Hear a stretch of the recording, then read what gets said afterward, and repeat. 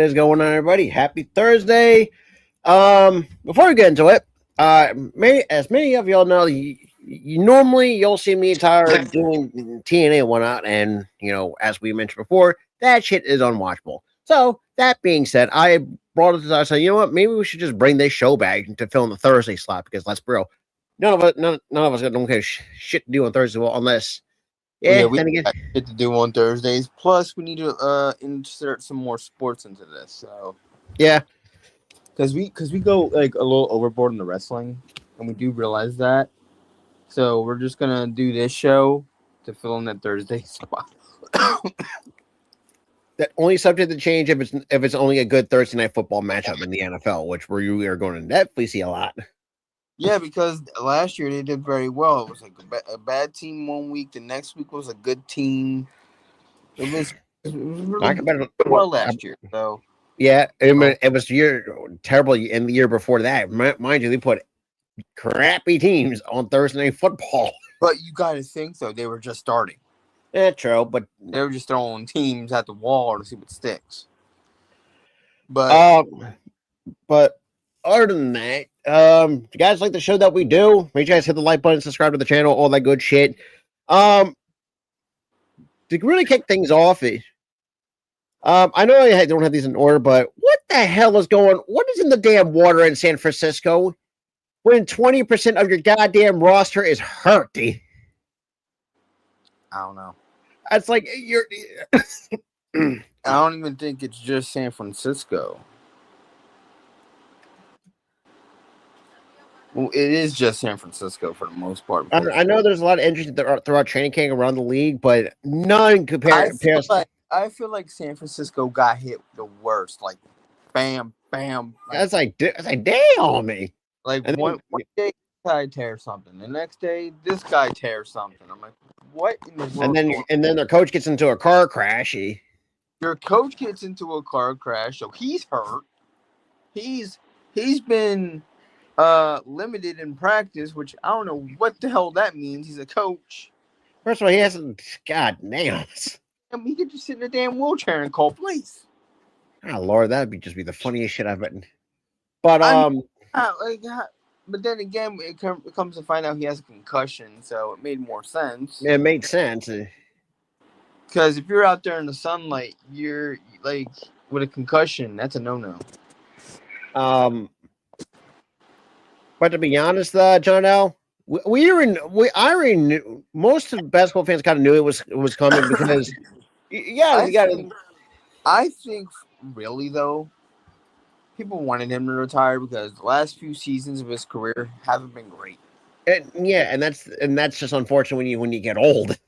Get old, you lose your touch as an athlete. I mean, don't get me wrong. I mean, for the longest time, the dude, like I said. Dude was the ultimate team player. Like, he can get your rebounds and shit.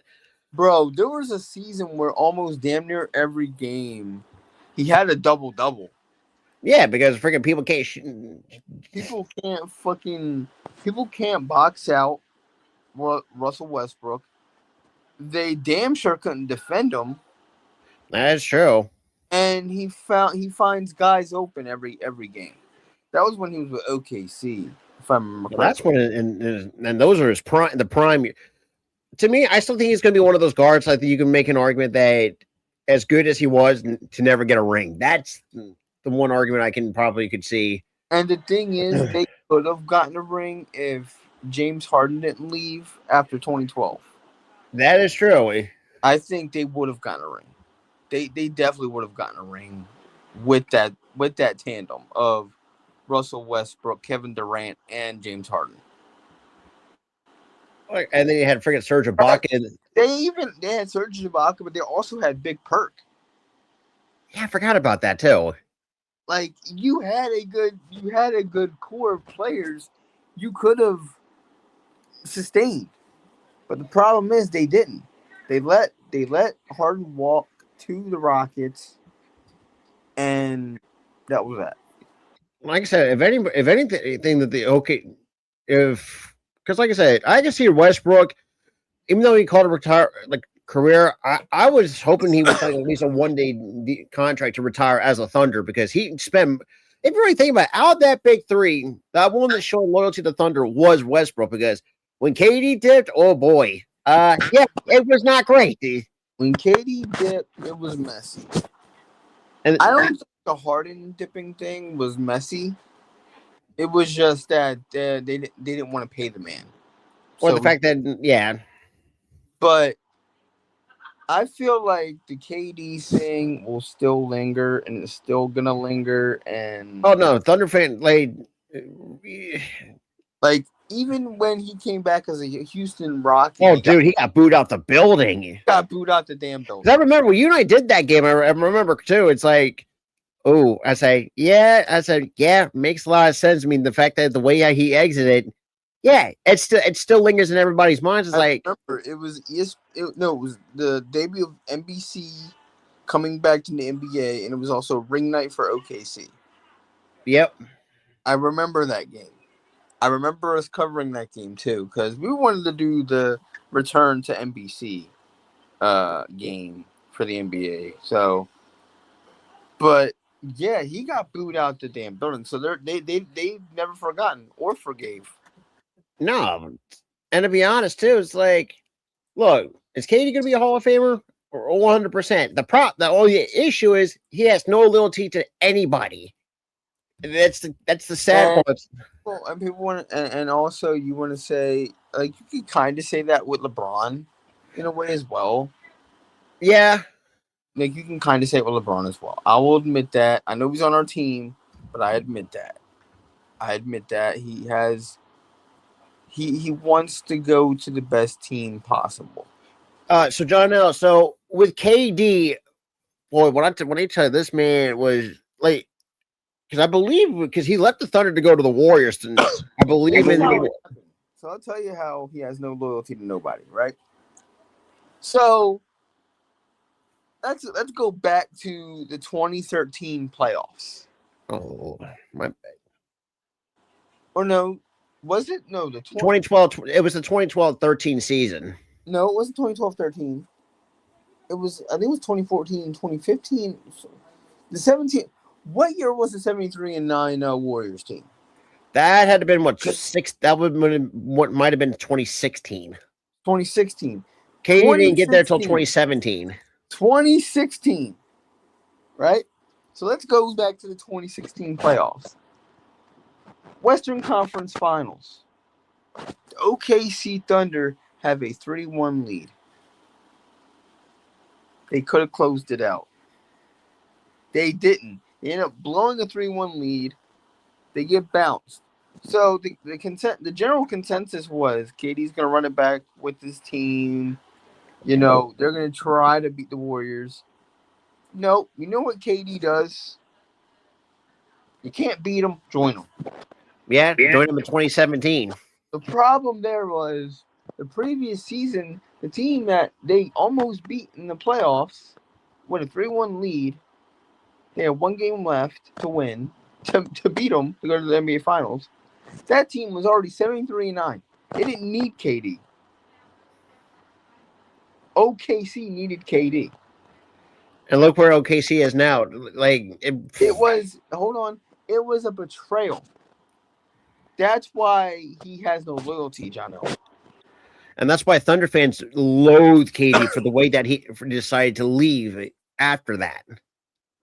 It's basically, you know, leaving your girlfriend because you have issues with her, and you see this shiny new toy in a new girl. So you cheat on your previous girl. Yeah. That's what happened. And it's like, and I remember it's like I said, KD is a fantastic shooter for the part of his career. It's just the fact that the way that, like I say, hey, you know, like I'm going to explain like I said, had he left under different circumstances, sure, we might have a bit of a different conversation the way that it did. Had he gone to literally any other team, there wouldn't have been an issue. No, I think it's the fact he went to that Warriors team in 2017. He went to that team. That was the issue. Mm-hmm. He went to that team. It's we could put it in the same way as how LeBron left for Cleveland. Miami. What the fuck? But no, that was slightly different though, because that team needed help. That team really did need help. I would say, what could be a good analogy or a good comparison? Because you can't say AI because he let Philly on good terms. AI left because he was beefing with the coach. Which, no shocker Or there. no, he didn't want to deal with Mo Cheeks, which I don't blame him. I don't blame him either. Mo Cheeks was ass. Mo Cheeks was absolutely That's garbage. why. Oh God, it is. It is going to be interesting that, especially when. Well, the thing is, too, John. I know, like I said, these are grown adults trying to. Like I said, if you want to chase it back elsewhere, look, go get your money.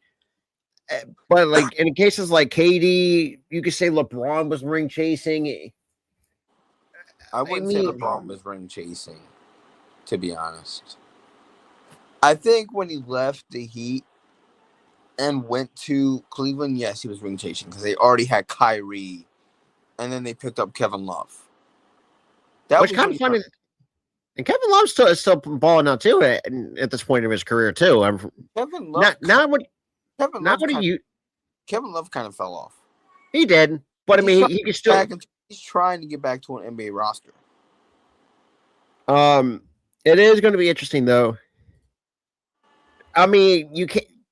I mean, there's no disagreements. I mean, no disagreement there, man. There's no disagreement. Like I said, at the same point in time, what he dude could do everything.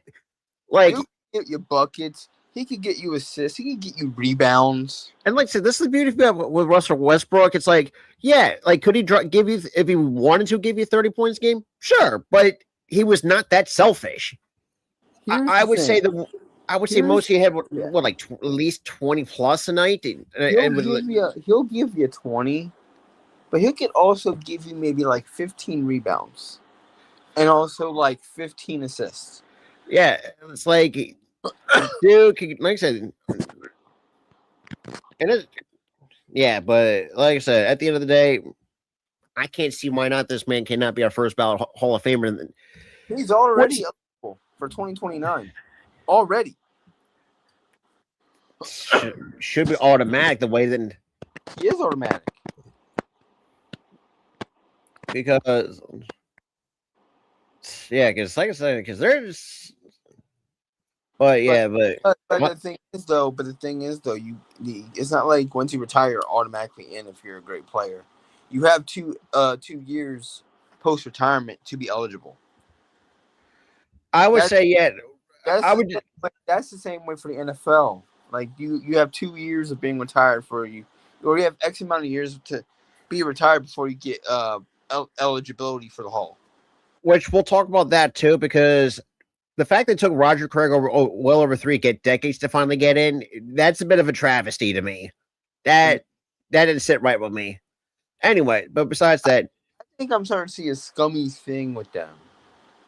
Because they waited until Mongo damn near died from ALS to finally put him in. And Craig is like dealing with like some Craig who now has dementia to put him in. It's like kind of scummy if you it really is scummy is the fact. But I do think I think the OKC should definitely retire because that's the Raptors. If anything, like he's like if you followed the 18 seasons worth of Westbrook's career, I would say a good majority of it was with the Thunder. Even towards the end when they had to blow that.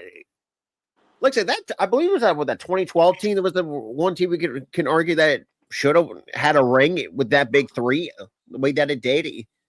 Yeah, and that's a shame too. Listen, I kind of feel different now with the Thunder winning, already had one, but well, other than that, it's like, and we're seeing already in the NBA schedule's already out. Bro, we are eating good Christmas fucking. Oh, dude, we're fucking spoiled. We're eating good on Christmas, man. Like the day before Christmas Eve, we got the Eagles playing, and Thanksgiving, and then we got Thanksgiving Before that, the holidays have been treating us fucking good this year, man. And it ain't even here Yeah, yet. whoever the We thought. got Thanksgiving against the bum ass Cowboys. And then we got Christmas Eve. And then we got the Sixers playing on Christmas Day. And Dude, mind you, I think we open up, and also mind you, we open up the season on prime time for. Yeah, because we play the Knicks for their ring ceremony. It'd be nice to fucking spoil that shit. That would be the That would be greatest. so beautiful. Oh, I would love to rub that shit in the That fucking. would be so beautiful if we beat them on their ring night, dude. That'd be so beautiful. Oh, I know that's talking about we're having that's gonna sour anybody's day. Oh man. I mean, yeah, it's like I said, and look, don't get me wrong, there are some great Knicks fans out there. Like I said, but like I said, because here's the thing, like I said, I don't hate the Knicks. I know it's like it's part of the rivalry, but it's hard to hate because I like Brunson because obviously Nova guy, same with Hart. It's like dude, and what makes it hard to hate Brunson is that one moment where a guy had him sign a damn New York Giants helmet. He goes, "Dude, I'm not signing that." Oh yeah, because he knows where his loyalty lies. Yeah, he's a Birds fan. Dude, I love that, dude. But it does, and also I also believe this too. It's like the fact that he won a ring with New York really shows that, yeah, Dallas, you done fucked up. Like that's a guy you should have built around. Because think about it, you could have had him. They fucked up twice if you think about it, because they got rid of Jason. Nah, I'm about to say Jason Tatum. They got rid of Jalen Brunson, and then they get rid of Luka. Oh boy, my. Like, dude, you fucked up twice. It's it like him. I don't know, like, and the fact that Mark Cuban is. I remember there was a report or an article that came out that Mark Cuban is regretting selling it. Well, I fucking wonder why. Why, Mark Cuban? You sold to a doofus. To the wrong people. You sold to a damn doofus. That's what you did. All I can say is, and then I know this also ties into it. Okay, if anybody has not followed me, Tyler, and the rest of the casuals that we did the NBA draft, oh my god, Tony's reactions to the pick. Tony looked at the camera like disappointed as hell. That day was funny seeing that shit. You were cackling like an idiot.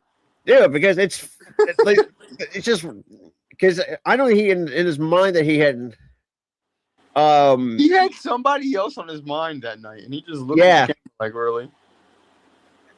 And luckily, I did some of the draft that night, but the problem is the hospital Wi-Fi was shit. Oh yeah, remember. So I had to leave. And at least, if you guys want to go watch the replay of that for all your own enjoyment, please. Yeah. Like I said, it's. But I watched it. I was watching it on YouTube, and I was just sitting there laughing. And the fact that fucking what do you call it? Luckily, the other patient that was in the same room, because I was in a shared room, was nice. So me laughing didn't bother them that much. But it's the fact that it's and now transitioning to the Sixers a little bit. The fact that Mike Gansey actually had. Sorry. Well, before that, it's like the fact we actually had a GM that actually. Dude, he was already cooking. He traded Paul George. The fact he found a way to get off of Paul George's contract. I was like, he pulled a goddamn Howie Roseman. So you're telling me this man wasn't not even in the front office for about a month, well over a month. A month in. And he did a lot more than what Morey ever fucking did. A month in, he trades. Oh my god, bro. That is And the thing is, like you said, it rectified that draft night when we could have got him. Yeah, it rectified it. Oh boy, So for us getting Jaylen Brown, and then LeBron considered us. I'm over here begging for 2 months. Yeah, please sign with us.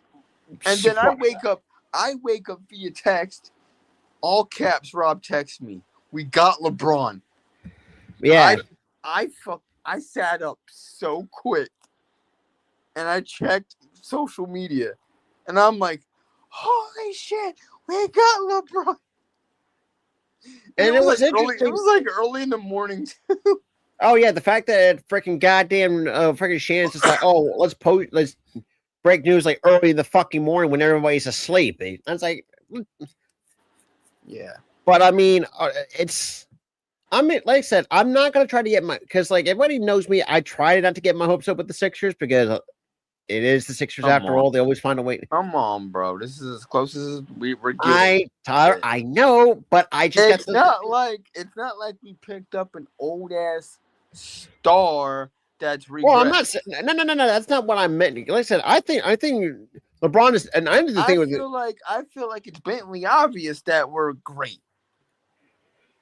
Yeah, and the fact that, like I said, my only concern is, or we all know the biggest question mark is the center spot with MB because let's bro, this dude can't stay healthy. Where the fucking damn? He's got a decent backup center. We're fine. Yeah, like I said, I'm not even worried about it. You are worried about it. Oh, I don't know. We got a center that always gets hurt. I don't know about that. You're worried, dude. You're worried. Yeah, Arco, I'm the kind of guy that actually I'm the wait and see type of dude. Like I said, it may look good on paper, but I need to see how it's executed because to me, I think LeBron is going to have a really good season. I think, plus, I really do believe that he's going to help him, help Maxi develop more as a point guard. I think he's going to help the whole roster. Because And the fact that Duke can still give you like 30, at least 30 plus a night at 41, that's but insane. Here's the thing. Let me finish. Before you keep butting in, you always butt in every time I talk, bro. Here's the thing, though. He's not going to shoot for 30 points a game. You don't have to really do much. He won't have to really do much. He'll be an off-ball player. Yeah, he'll have a few dunks here and there. He might give you the occasional 20 and 10. Hey, I'm be happy with that anyways. But he'll give you 15 a night for the most part. Like I said, it's like the fact that he can. Yeah, I mean the fact he also got Brown. You got Jaylen Brown. You got Tyrese Maxey. You got VJ Edgecombe. You got Embiid. Barring if he stays healthy, which I think he will. Because I did see recently that he's in a whole. He got fucking. He got lean. I say now. I've never seen Embiid that lean before in my life. That's it because we always see him. He's somewhat chunky. He's fat. Sorry, play the clip. But this is no. Before we get to the, you said he's chunky. Play the clip. This is what Embiid is. Can you find a clip? Oh, damn it! I gotta play it. Threats are part of wrestling, you know, but you gotta look at the person that's making the threats. This fat son of a bitch, he's challenged all of us, has been world champions before, been in this business 15, 20 years, and this fat son of a bitch is going to drown us all out. Calm down, okay? All right? He's fat! I'm going to... about this. That was the old Embiid. This Embiid is lean, he's mean, he's ready to go. It's just now, like I said, right now, the biggest thing he's got to do, he's got to stay healthy for all 82 games. But here's the thing, though. The reason why he couldn't stay healthy is his lower extremities, his knees. I do exclude the one thing was the Bell's palsy thing from a couple years ago. That was weird. Eh? That was just a freaking weird freak injury that he got. That was just weird. But after that, he played he played damn near every game last year. Yeah, he got hurt second round. Yeah. But we weren't beating the freaking Knicks anyway. They were too loaded. Yeah. You know, but now I think we're loaded. We can compete with the Knicks. We can compete with them. I really do believe so. But yeah, and the fact that And I feel like over the years we've seen LeBron evolve to like this player coach type of guy, which that'll help him beat tremendously. oh yeah, and To not especially the fact that to not slack off in the playoffs. you ain't wrong, and especially it also helps to have a guy who actually has a lot of postseason experience to help get Exactly. hopefully get this team over the hump because it's been too goddamn long to go. It's been too damn long. I will see. We haven't made the Eastern Conference Final since 01. We haven't made the final since 01. Yeah, it's been it's well over. It's been we haven't won the damn thing since the since 80s. '83. So it's been way too long. Way too long. But yeah, and kind of actually switching to the WNBA a little bit. So, obviously with the WNBA kind of slowing it down, but the new Cleveland expansion has their name. They're called the Cleveland Sirens. So, the front office personnel, I actually watched one of the interview said the reason why they chose the Sirens. I look, we're trying to stay, try to identify ourselves away from, obviously the Cavaliers because people thought, the lady Cavs are gonna be bad. I said, nah. I think if for an expansion, you have to find your own identity. I feel like I agree with that too because I've been able to separate the W from the NBA, even though they're still tied together because NBA's in the name, but I've been able to like differentiate. Like I feel like Philly's gonna do the same thing as well. Like they're not gonna be the Lady Sixers or something like that.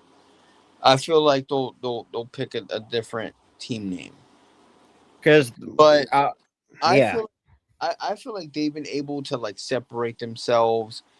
I don't see the Indiana Fever being the Indiana Lady Pacers or who else? The Golden State Valkyries being the Golden State Lady Warriors and having the same color scheme as well. I don't see that.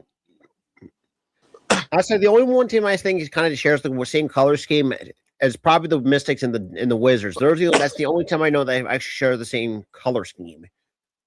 You also have the LA Sparks too, I think. Yeah, with the Lakers with the Lakers. Which, speaking of the Sparks, I feel bad for Key had to put up with this shit. Dude, they're tanking. They're in the tank bowl. They're tanking. And the fact that you trade Kelsey Plum from one shit team to the other. You get Kelsey Plum and you expect to win, and you get injuries and just a terrible, terrible roster. Because right now, as I'm looking at the standings, Phoenix, the Mercury and the Sparks are one game separating each other, even though they're pretty much out of the playoff race. The Sparks coming right now currently at 12-20. Phoenix 13-22. Yeah. It's and been bad. It's like bad. And the fact you had and the fact that Kelsey Plum made it clear to say, she was not going to resign with the. But here's the thing, though. You say one shit team to another. The team that she went isn't bad at all. Phoenix? The Phoenix is not bad. Record says otherwise. No, the fuck they don't. Hold on. They're 13-22. Are they? Yes. Last time I saw them, they won like five out of 6 games, and they were like right there in the playoff spot. They're 5-5 in their last 10 games. They're getting better. Right now, Phoenix. Right now, the Liberty pretty much hold the last play. If the playoffs ended right now, the New York Liberty will hold the last playoff spot. I do think the Mercury are getting better though. I do think. Like I said, we all know. Like I said, the one team we kind of knew that was going to be fucking ass. Hold up, and getting Plum Dog was massive. I mean, considering the fact in her debut dropped 20, which is that's nothing new with her. Yeah. Now it is going to be interesting where she goes this offseason because she is a free agent. If Phoenix does have a losing season, still, and they don't wake up from that 13-22 start, I think she's walking. Well, I mean, Plum's going to walk anyway because this is her last year of her contract. But no, I'm talking about like if she were to resign. Oh yeah. If she doesn't end up wanting to resign, because you do have contract extensions that deadline coming up as well. So if she doesn't extend her contract, she's walking. She's done. I mean, right But now it's where would she go? I don't know. Hopefully back to LA or Vegas. Nah, she made it clear she's not going back to LA. No, I'm talking about Vegas. I messed up. I misspoke. Oh yeah. If I'm hoping because we definitely need another guard play in Vegas. Yeah, losing her was not good. Even though we won a championship. Because here's the thing. I like Stephanie Talbot as a player, but she has not done shit. Because I look at the box score of the last game, she put up 0 points in 7 minutes. Like, what the fuck are we doing? What are we doing? You can at least put up like 6. Like I said, that's why. Like I said, if Kelsey Plum was still here, I mean, who knows how much that could that Roy change? Because look, because I wouldn't say shit has kind of gone downwards, but you can definitely tell. Like say 1 year, it kind of hurt when Candace Parker hung up the sneakers. That was a big fucking blow. I feel like that was a blow because I feel like early in that season, the year after we lost CP to retirement, we started like fluttering a bit. We were like mid for a while. Yeah. And then, Asia Wilson came up and said, "Listen, guys, we need to wait." She texted the team and said, "We need to wake the fuck up. And if you don't want to wake up," she's not wrong. I mean, this woman's gonna be a. She said, and I quote, "If you don't want to wake up, don't come to practice." Because the crazy thing is too, it's like this woman's is on pace to have her 5th MVP. Yeah, and in this league's history, nobody in the history of the WNBA has had more than 4. Yeah, and you're ruining it for her because you don't want to wake the hell up in games and in practice. And so she texted the entire team and said, "If you don't want to do shit in practice, don't come." I mean, if you don't want to be a part of this team and you don't want to contribute in games, don't come. You ain't wrong. I mean, she's not wrong because no, she's not. Like, she is absolutely not wrong. If you don't want to contribute, don't come to practice and don't be a part of this team. Because, like, ever since she got to, and going back to her former teammate, Kelsey Plum, like, the last, like, what, 1, 2. Oh, hang on a second. Like the last, hold up, give me a second. I'm fat fingering everything. Because, I mean, currently, Kelsey Plum right now in the season averaging 22.3 points, 2.2 rebounds, 5 point assists. That not really shocker there. That's normal for her. But the last, like, ever since when she came in, like the last 3, I would say the last 4 games before August, before this past Sunday, she gave in 20. Okay, so when she came in June 21st, in 36 minutes, put up 12 points. Now, could that be better for Plum? Yeah, I mean, especially for her standards, because she is primary a starter. Then the following game on the 3rd, it puts up 20 points, then puts up 19 the couple days later, then it puts up 25, and then the last game put up 5. Rare she ever has a stink. Well, we've seen, yeah, that's a rare stinker for her to even have. Yeah, she rarely ever has stinkers. And it is, but yeah, I mean, right now, right now, Mercury, I would say right now, as a team, they're 11th in points per game at 83, pretty much rounded up to 84. They're 12th in rebounds, 11th in assists, and 8th to offensive points per game, which it's a lot. I would say it's it's more of a step up to what they were the last couple of years. Because stick with the Mercury though, it's like, and Tara can attest to this too. There was one time we could not sit through a fucking Mercury game without them turning the goddamn ball over. It's like, what 15 turnovers in one. And one game, like, and like in one half, it's like, what the fuck? I turned it off. I was like, I'm out. Like, yeah, there was no way. Yeah, we Mercer rolled it after that. And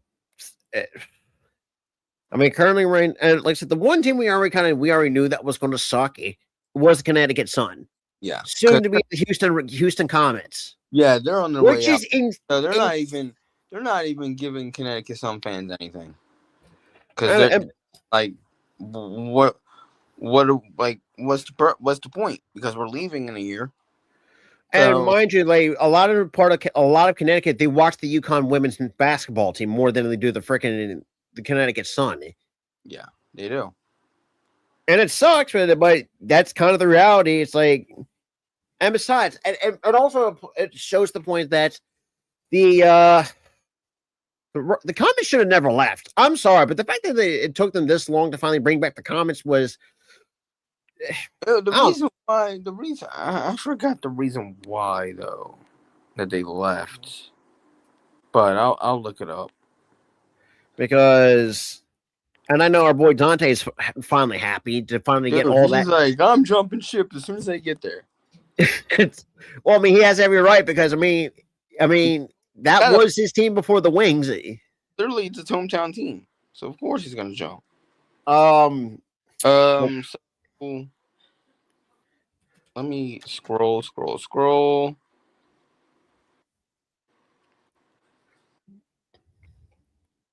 They were trying to sell the team, but they couldn't find an owner. Damn.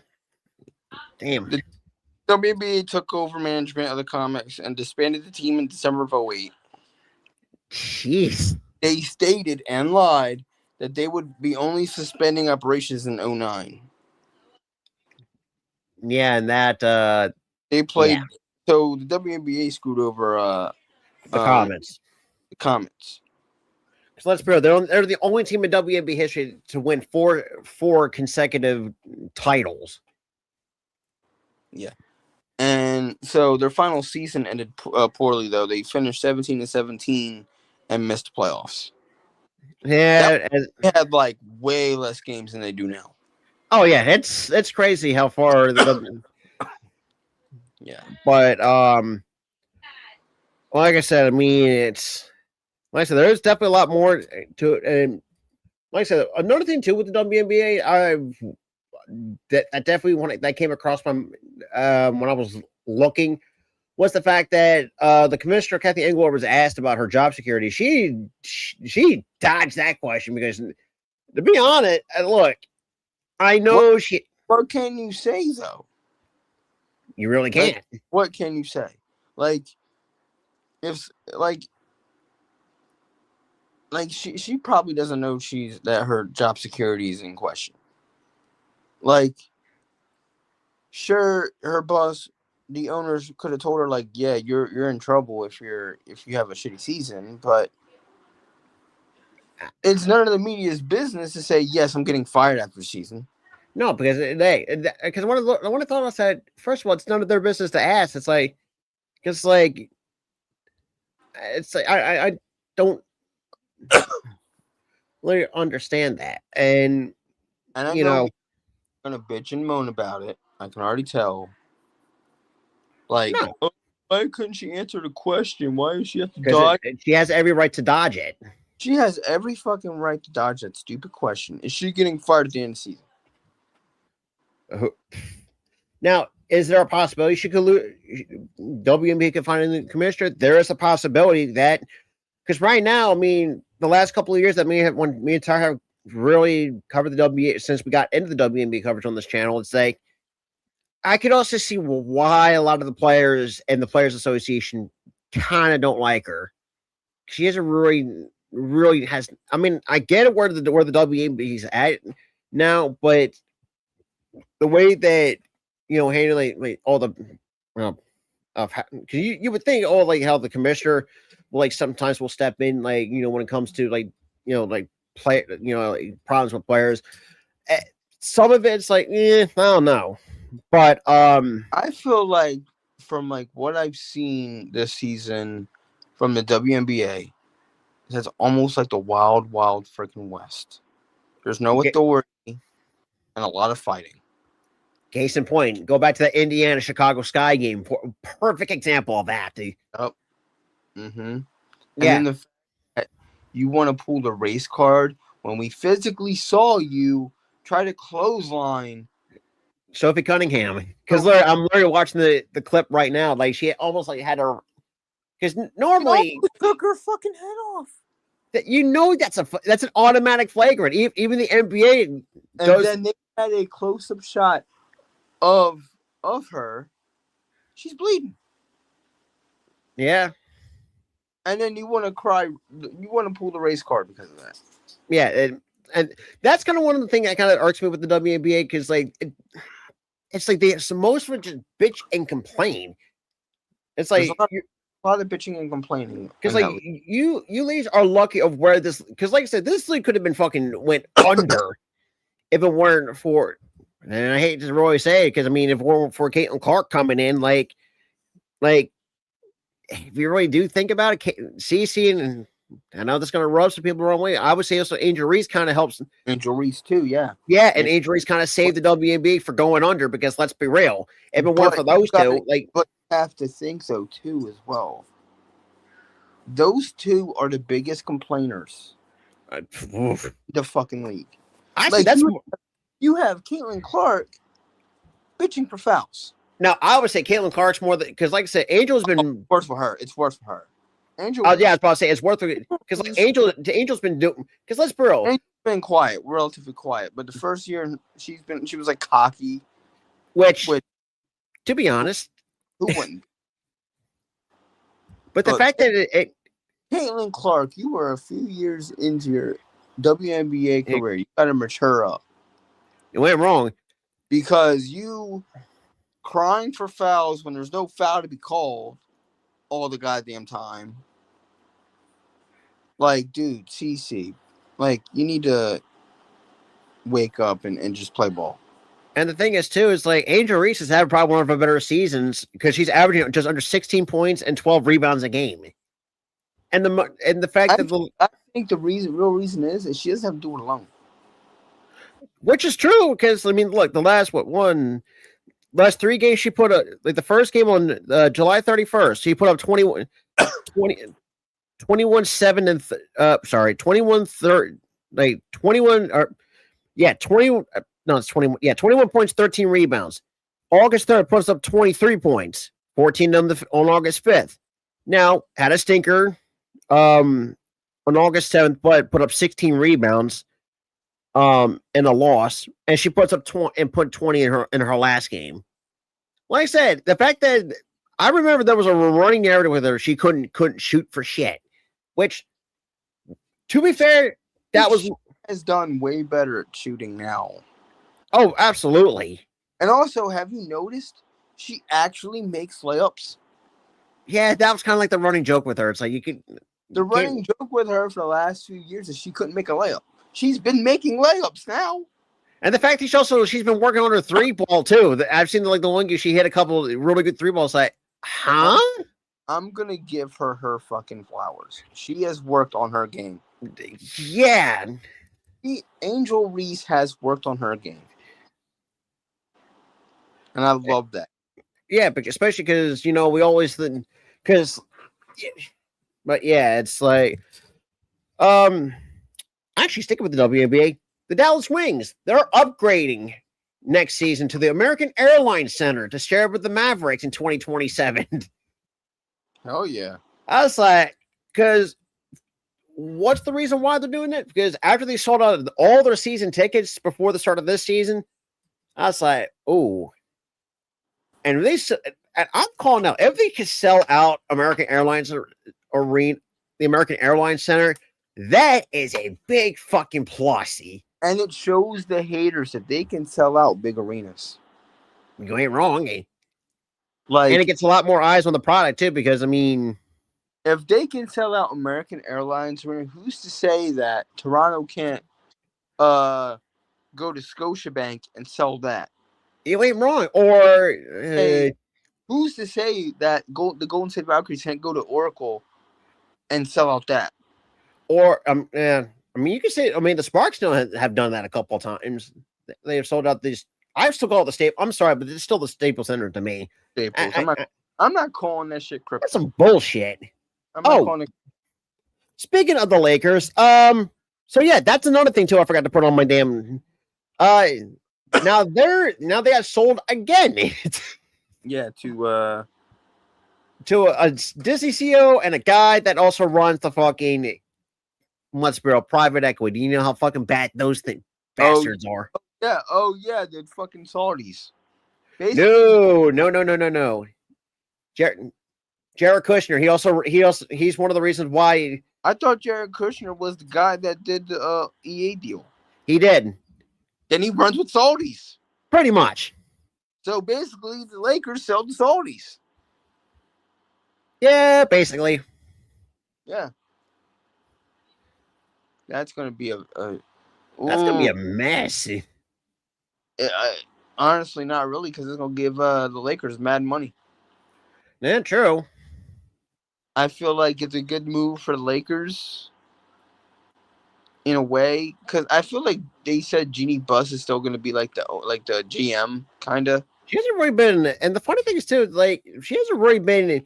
Obviously, not been more. I know she had to fire her brothers. I know that they were not fucking happy about it because they can't run the ship properly. Because they were running the ship to the ground, and she was pissed off about it. I can't blame her. Shit. Like they're like, what are you doing? Like you're running the ship to the ground, and I'm trying to rebuild this team. And the fact that they got bought for $12 billion, that's the most an NBA team we ever got bought for. Second highest goes to the Boston Celtics. I looked it up. It was the most in sports. That's insane.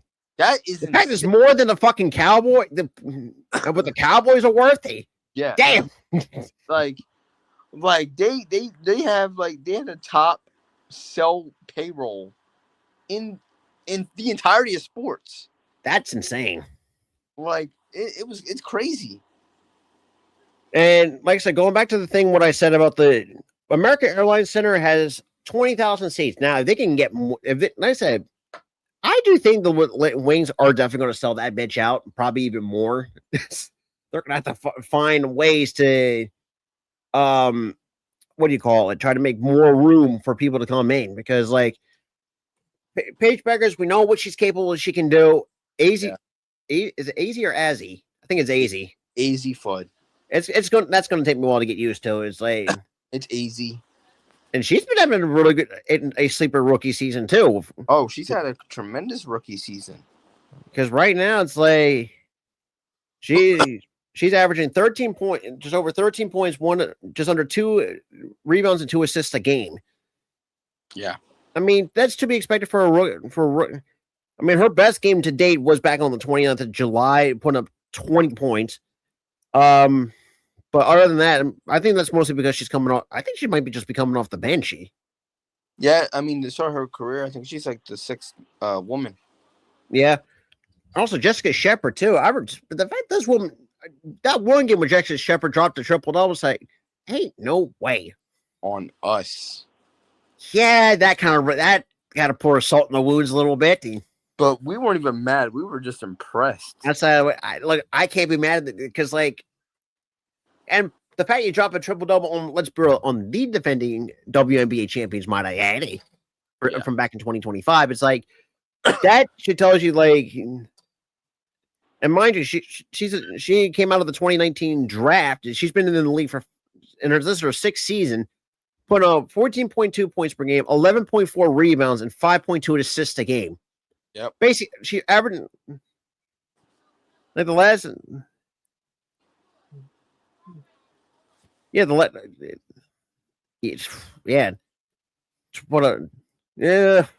after August 5th, not great. And put up a couple of 3 stinker games. But it happens. But But the fact that freaking I can understand what, like, and I think when she left Minnesota, I could understand why there was a lot of talent in the Minnesota Lynx. Yeah, there was just too much talent. It's like, okay, and, it doesn't really. I mean, it sucks, but for someone like Jessica Shepard, but I mean, now she's finally got her home. Speaking of the Lynx, how about Kayla McBride balling out had a 40 piece for them for the Lynx? Tremendous job. I was like, because normally, like you could getting a 40 piece, like that's awesome. Yeah. All right. So she put up 43 points, 16 for 21 from the field, 10 for 14 from the 3-point line. Oh, yeah. That's the most ever made in the WNBA up to this date. Yeah, that's. I was like, you ain't. And the thing is too, like she does handle the ball security she has is tremendous. She only gets like the most she's ever had is like 2 in one game, and the fact that that's like I said. Other than that, I mean, but like I said, the WNBA season, like Tara said, it's been nothing but ups and downs. It's just it's just been very wild to see the least. Yeah, it's been wild. It's been a wild season, and we just got out of the All-Star break. Yeah, and it's still been wild. So, and speaking and going with how they look like right now, the Aces are right now sitting third right now in all the WNBA with a 23-11 record. It could be better. I mean, because I know this team could give, and it's, I don't know, like this season has been kind of, like Tyler said, it's been weird, but as an Aces fan, the way how they've been playing, it's like, I don't know, like they will have some good games. Clearly, the fact the last game that we played against, which we knew we were going to get our asses handed to, didn't think we were going to get a fucking 40-point shellacking from the goddamn Liberty. That fucking irritated the piss out of me. It's like, why the fuck are you resting your damn big 3 for? That was just a poor coaching oversight from Becky. That was a poor. That was a poor. I'll say this is like, it's like the fact that if you're trying to work your way into and I know they're going to be a consistent playoff team. That I'm not too worried about. It's the fact that you have your big 3 in Asia Wilson, or well, depending on who you can consider your big 3, because I mean Asia's definitely your number 1 option. That's 100% on.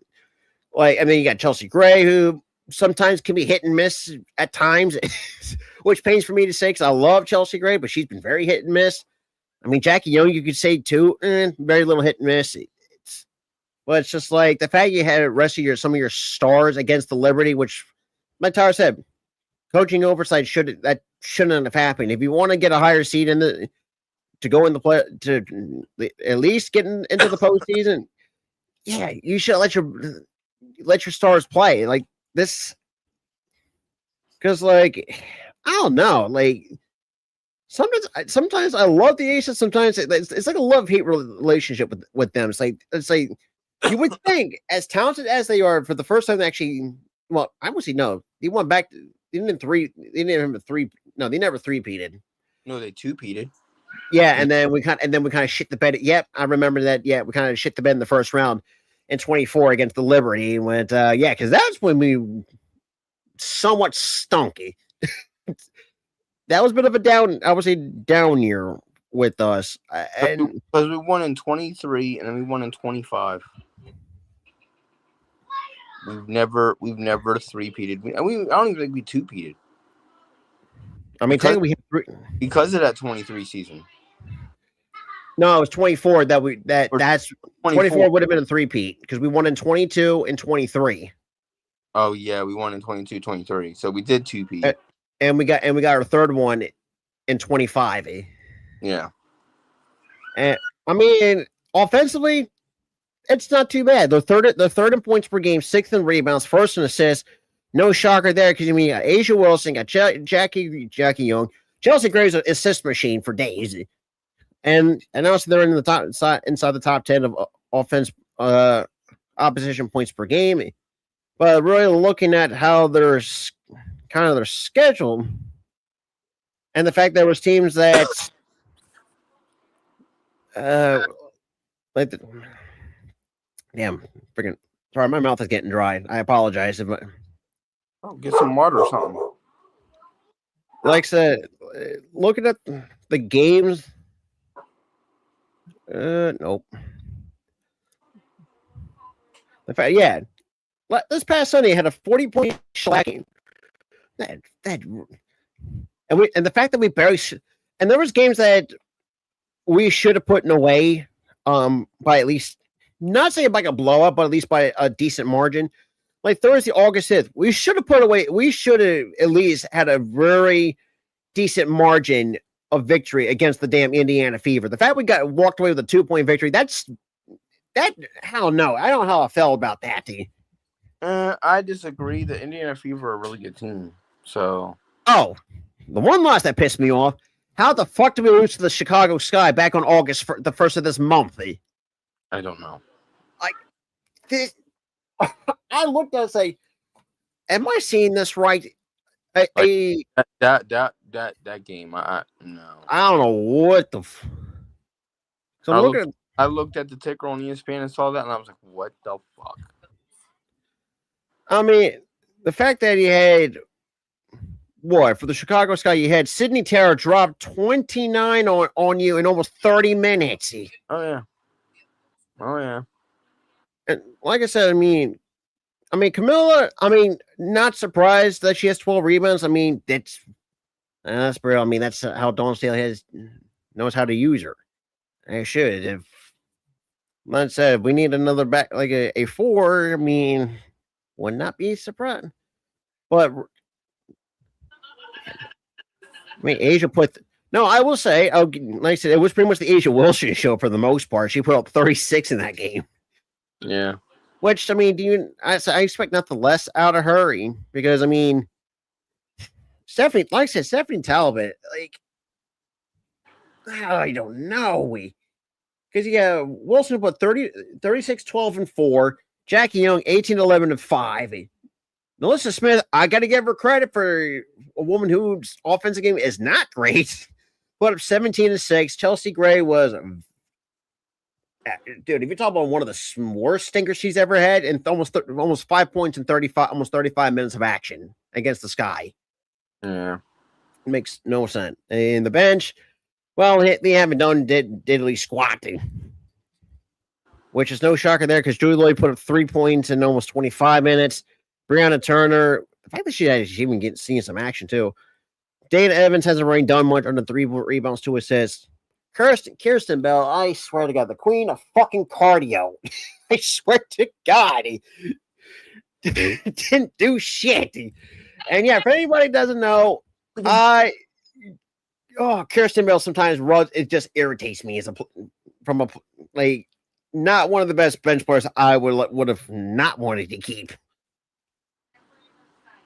But other than that, I mean, look at some. But other than that, but like I said, and the WNBA season, I think it's been okay. It's not really been nothing to hammer on about. But I think the NFL might be sometime what's screwed. Have you seen Aaron Donald been working out with the Rams recently? This dude does not have. If he comes back, I swear to God. That's just nightmare fuel. Have him and Myles Garrett on the opposite sides. Oh hell no! No. I mean, so this dude. I know for a fact. Yeah, I know Aaron Donald. When he played the first time, he couldn't get to us because he hated Myles because Garrett of Kelsey. Myles Garrett could. Yeah, that he could. That fucking scares me. And the thing is too, and we saw a couple running backs got paid in this so far up to this point. Originally, God, it was Gibbs was the original. Well, Robinson at the time, was the highest paid running back. Now that belongs to Jahmyr Gibbs. Yeah, it was Bijan, but now it's Jahmyr Gibbs. And the kind of thing is too, looking at the Saquon contract, that shit looks like fucking dirt cheap. It's like dirt cheap now. It looks like It looks like freaking Howie paid him pennies. See, and that's the thing too. It's like you mean, like I said, this is the benefit of having a GM who knows knows how to work with, and all that. How to And work like I said, deals and shit. Yeah. now it is going to be interesting what the Commanders are going to be looking like because now he lost the left tackle for a good majority of the season. Because he had to get more. I forgot what the injury. I think it was it a torn package? I don't know. I think it was. Hold on. I know. Look this up. Yeah. Obviously, while Tyler looks at the Laramie Tunsil injury because that is a big blow. I would say that's a bit of a blow on the offensive line for the Washington Commanders. Get out of here. It was a torn triceps injury. Oh, yeah, and that's gonna keep him out. He is expected to miss a significant portion or potentially all of the 2026 season. That's a blow. That's a big blow to because like I say, because if you go back to last season, like their offense line wasn't terrible, but they weren't great. They're just there. And now I feel bad for Jane Daniels. Now he's gonna have to fucking run for his goddamn life. I'm sorry, but like I said, as talented as that kid is, the fact that Washington can, and I know you can't predict injuries, shit happens. But when you need an anchor piece because that happens in all football. Like if you lose that anchor piece, it doesn't matter if it's in the offensive line or defense, you are fucked. Especially if you don't have that, the depth to do that. And I'm not sure Washington has that. Yeah. And the fact now the defense now, and I get it, got younger, which, to be honest, I mean, like I said, I don't think Bobby Wagner.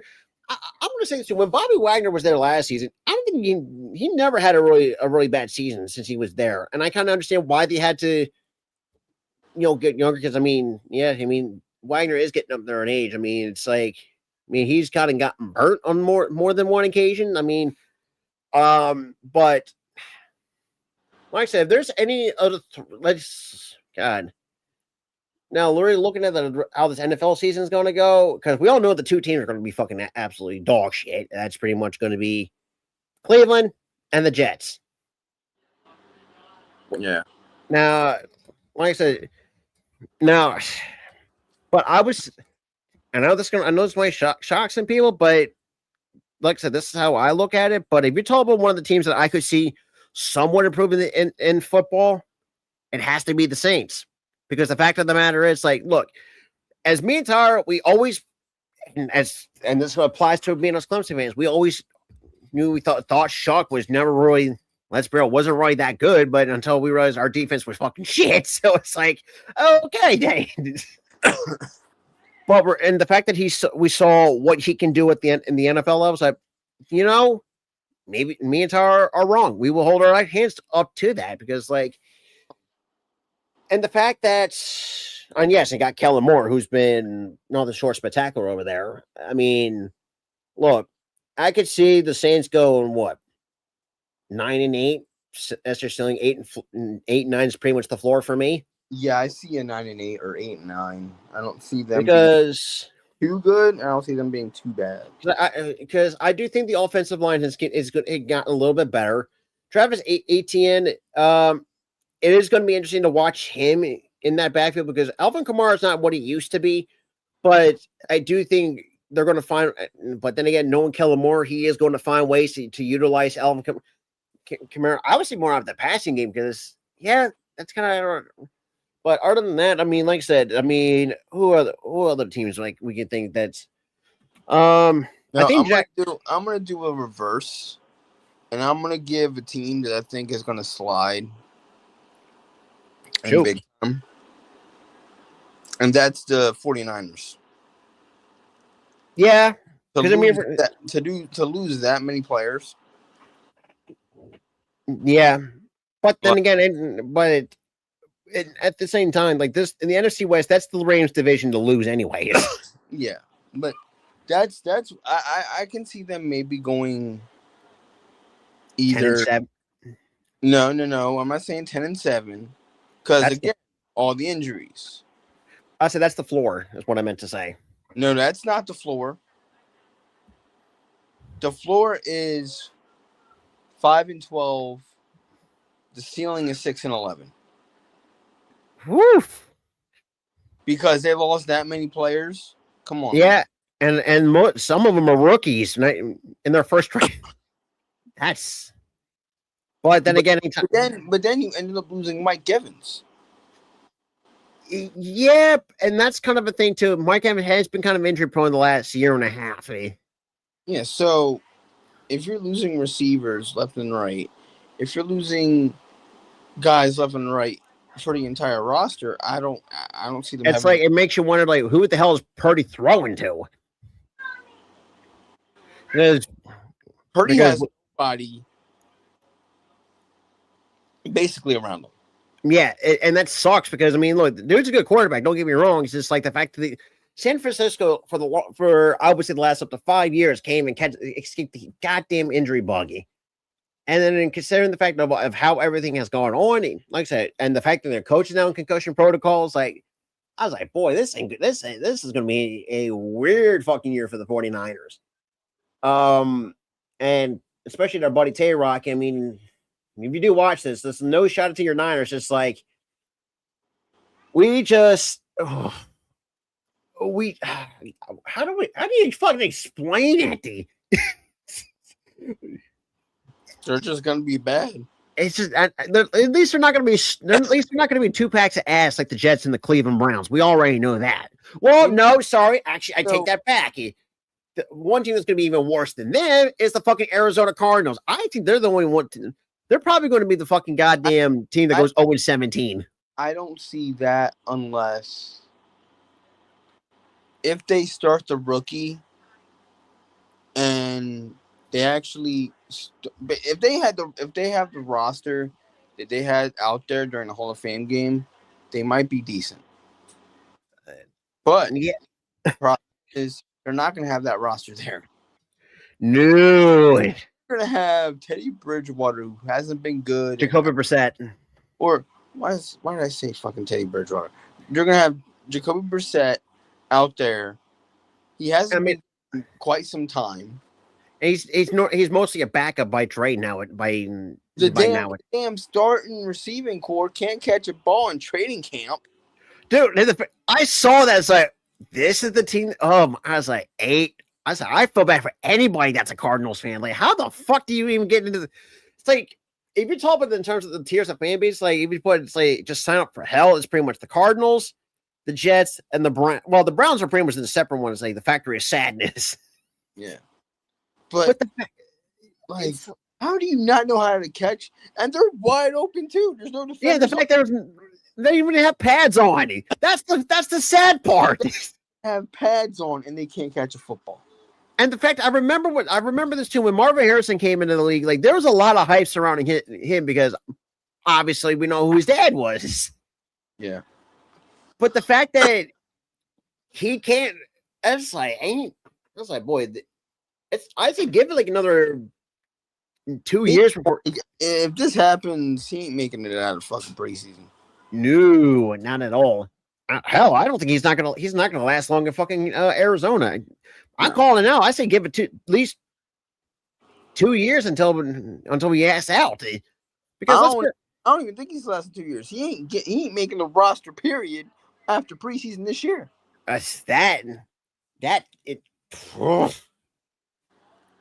Looks at Carson Bay showed up what he can do, but I get it's only a sample size. It's like, yeah, I kind of agree with you and the analysts. I want to see consistency. I want to see more. Yeah, and I think it's like I said, I would not be opposed for them to start the rookie because maybe if you can't trust Brissett, because like Tyler said, Brissett the last couple of years has, well, this man went 1-11 as a starter last year. Yeah, that should tell you 1-11. One of his worse than fucking Geno, because good God. Oh my God. Geno fooled us when he was with fucking Seattle. He fooled us. Yep. And the fact he went back to the Jets. The fact he went back to the damn Jets. You do realize the first time you fight. Oh, it's so laughable. It's like the laughable full circle moment. You start with the Jets, you get booted from the Jets, Go, God, whatever the fucking team he freaking spent with. Oh, the history books haven't wrote me in yet. They ain't writing Yeah, you right. in. They ain't writing you in, period. First of all, you're writing a check your ass can't cash. You fooled everybody in Seattle. Fooled every fucking body. The fact you should like, I want to ask anybody this. I know you're going to be bad, but how the fuck do you get worse for the Raiders? Like, how do you become even much worse than where the Raiders are at? That makes no goddamn. It makes no sense to me. Then you go back to one of the turns about the teams that's in quarterback purgatory since Super Bowl III, and fucking you go back to the team that got rid of your ass in the first place. I don't understand. Oh God, You know, I don't know, man. No, just go back into retirement at this fucking. Because boy, if he completely shits the bed, because the coaching was good in Seattle, and that carried you. And now you can't work. You're a system quarterback. I'm sorry, Gino. You're a system quarterback. Yeah, I mean, at this point, you're just going to be a natural backup at this point in time. Because where you're at in your career, mostly it's, yeah, and it's the fact that you, like I said, am I going to be glad just in seeing some Jets games that he completely fucks it up? Yes, I will. I would definitely laugh my ass off. I laughed all year. Because, and it's like, and now the fact that it's like, oh, you're going back. It's like, now I will say the Jets have some pretty decent talent where they're at. And it's just the fact that, yes, and the fact that Aaron, and I know a lot of people are pissed that Aaron Glenn got another season. And say, well, my thing is like, even if they do get rid of Aaron Glenn, who are you going to replace him with? Because to be honest, there's not many great options out there as a head coach anyway. So your best bet is to pretty much keep him, but whether they like it or not. What good coach is going to want to coach the fucking Jets? I mean, I know one guy God, by the name of Rex Ryan, who's the only one who brought up a winning, 2 winning seasons out of them? Only 2. And the fact that he was also part of that same year that he had the butt fumble. Which started everything. Yeah, pretty much sent they right down to hell.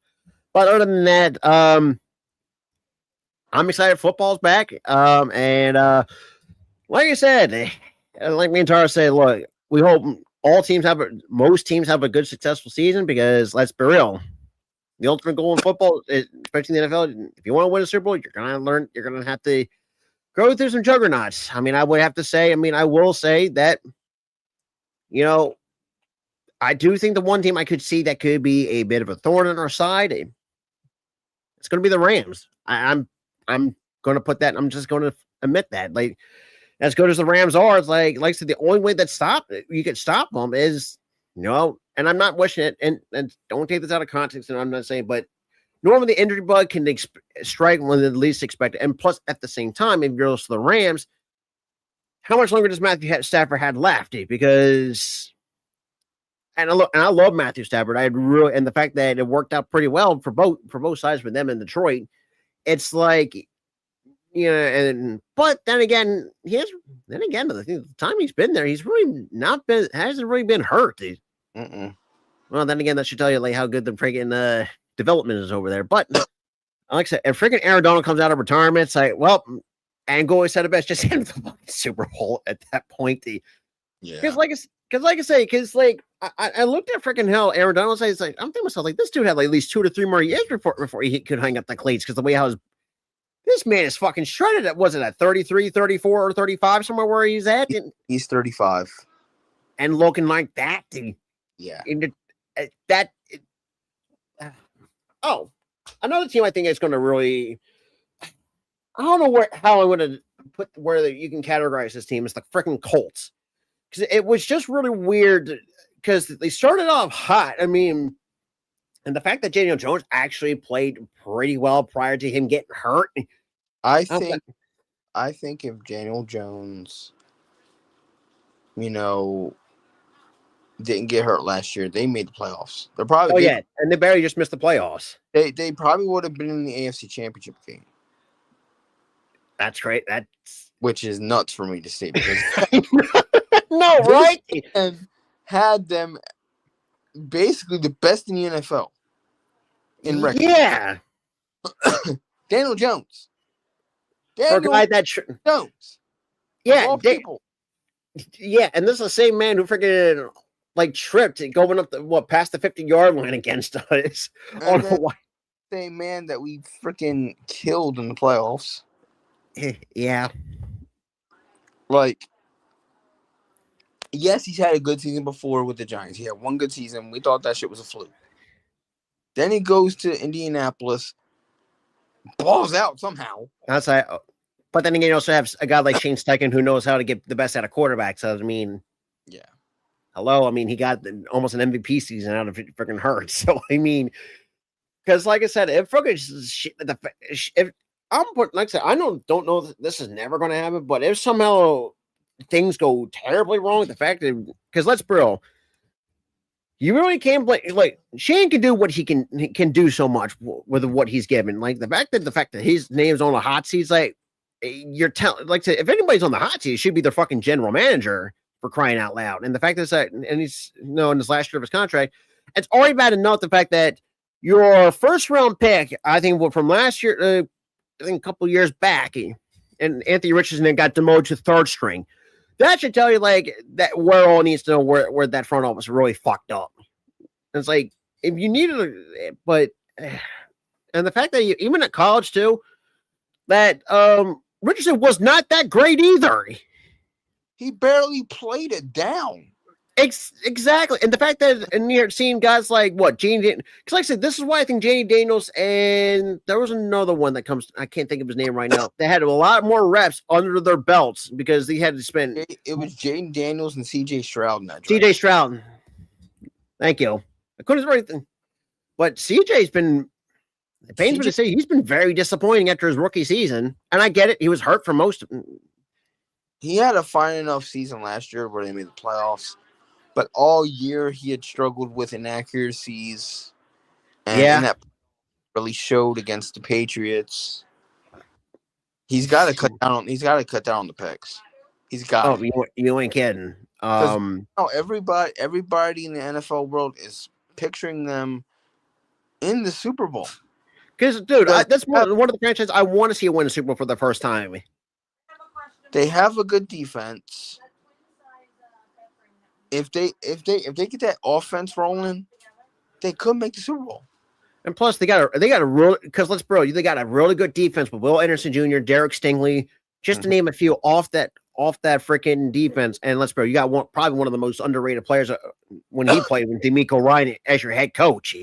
Yeah, and he's a really good defensive minded coach. And the fact that like I said, I mean, but yeah, other than that, like I said. We'll see how it goes. Like, and it's the same with us. How is Mania System going to be looking? Because, come on, honestly, I'm excited for it. I'm excited because from what I've heard at training camp, there's a lot of good fucking plays. I'm wrong. And look at Hurts, and like Hurts looks like it's his old self again. Bro, Hurts is smiling again. Yeah, that's like. Last time he smiled, we won the Super Bowl. Yeah. Now, like I said, and also this will match to Howie. Like, if we do well, for the love of God, find a way to keep maintaining. We need consistency. Yeah, we don't need to have a new coordinator. And I get it. Head coaching jobs are going to happen. Yeah, like you got coaches that want to be head coaches and stuff. You got coordinators. But again, gotta find a way to keep these guys around, and don't let the head coach sign anybody. Nope. If anything, is the fact that, like I said, I think because right now I believe the only one I think that could succeed, take over, like say if Vic does retire, I could see Clinton Hurtt being our new defensive coordinator when Vic decides, you know what, maybe my time is up. I see it. Because, I mean, he has worked. He's been fine. I mean, I would say. I think he would understand. But it is also going to be interesting too. We're going to see some first time coordinators too in the NFL. Well, like I said, we'll go to Dallas. Like I said, we all know how good their offenses are going to. We all know how good they are. But it's like the only thing I would say, if you're a Cowboys fan, that I would say would not mind if you have a question marks. Like, how is Christian Parker going to be calling plays? Because, like I said, the talent can do. You got the talent. It's just like, what can Christian Parker do to scheme these guys if you want to shocking enough to actually, I think their biggest issue is defense. Yeah. That's their biggest. And we're not saying that offense, they're set. Yeah, there's no, like I said, we're not saying this because look, as much as we hate the Cowboys, but it's just like, you got a first-time defensive coordinator and Christian Parker. From what we know, it's like he hasn't really done much. He did learn under Vic for the most part, but but it was mostly Vic kind of just doing all the work. So it's like, it was hard to really gauge what Christian Parker can do. Let's say it all depends on, like I said, it all really depends on how the regular season goes because like I said, the offense can do so much. If your defense can, like I said, and that also applies to every team too, even us too. If let's say your offense, like I said, stalls on certain games, like your defense, your defense is going to have your defense at times cannot bail you out, and yeah, but that's all I'm going to add on that. But other than that, that's all we got for the All-Star Sports Show, episode number 27. But we appreciate anyone that was in the chat. Like I said, we'll do this occasionally every Thursday. That's only when, and that only depends if there's a great matchup on Thursday Night Football. So that could also be. We'll have to wait and see on that. But other than that, you guys might have to do what we did tonight to do a 30-minute show. Yeah, or an hour 22. Yeah, that's mostly what we normally do because not really much going on. But other than that, y'all, this is Robert and Tyler. We are signing out, and have a good night, everybody. Peace, y'all.